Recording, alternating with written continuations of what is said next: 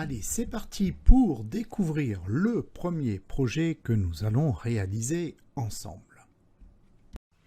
Dans ce chapitre, nous allons faire un gros TP qui va reprendre tout ce qu'on a vu, enfin, en tout cas une grosse partie plutôt de ce qu'on a vu depuis le début. Alors le TP qu'on va faire, c'est un classique dans le genre. Quand on apprend comme ça des langages de programmation orientée objet, alors que ce soit le PHP ou que ce soit autre, bien très souvent en TP, on a ici le compte bancaire. Donc c'est ce qu'on va faire ensemble. Alors ici, on ne se servira pas de tout ce qui est base de données, puisqu'on n'a pas encore vu, donc il n'y aura aucune requête SQL de rien du tout, pas de table, rien, parce que ça on n'a pas encore vu. Nous on va se servir de ce que l'on sait faire. Alors, quoi qu'il arrive, de toute façon, on va créer une classe, ça c'est évident. Donc la classe, elle aura ses attributs, elle aura ses méthodes, voilà. Alors au niveau des attributs, de toute façon, probablement, il nous faudra probablement un nom par rapport à un client, il nous faudra un solde par rapport à un client, il nous faudra connaître la devise. Alors là, peut-être que là, du coup, on fera plutôt genre une constante, voilà, ce qui me paraît être pas mal. On aura l'occasion de réfléchir à ça. On va faire des méthodes. Alors au niveau des méthodes, ce qu'on fera, c'est de toute façon, il y aura un constructeur. Alors au niveau du constructeur, il va nous servir lui à instancier un nouveau compte bancaire.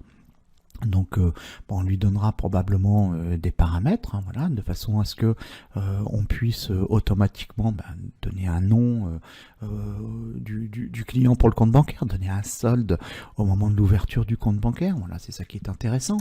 Ce que l'on fera également, c'est qu'on fera, quoi qu'il arrive, des vérifications. Donc on va faire des scripts qui vont vérifier, on va dire, la validité des données envoyées. Voilà.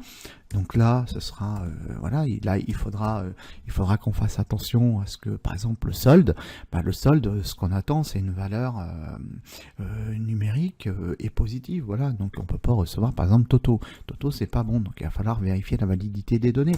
On va s'amuser à faire également des méthodes. Alors tiens, j'ai pas mis de S là, ça peut être bien. Au niveau des méthodes, on pourrait dire, par exemple, qu'on pourrait faire une méthode pour ajouter de l'argent au solde. Voilà, une méthode pour retirer de l'argent du solde. Alors tout ça, ça veut tout simplement dire que tout ça, on va mettre en place un certain nombre de calculs. Voilà, on va mettre en place des calculs. Et puis nous, ce qu'on veut, c'est sur le site, en fait, on va dire ça comme ça, que sur le site, on veut obtenir le résultat des calculs. Voilà, c'est ça qu'on veut, voilà, tout simplement. Et ce que l'on fera également, c'est que on ira un petit peu plus loin dans la démarche, c'est-à-dire que pour justement ce qui va représenter le site, en général, nous on va se servir d'un index.php, on va pas aller trop loin à ce niveau-là, mais par contre on va faire un formulaire.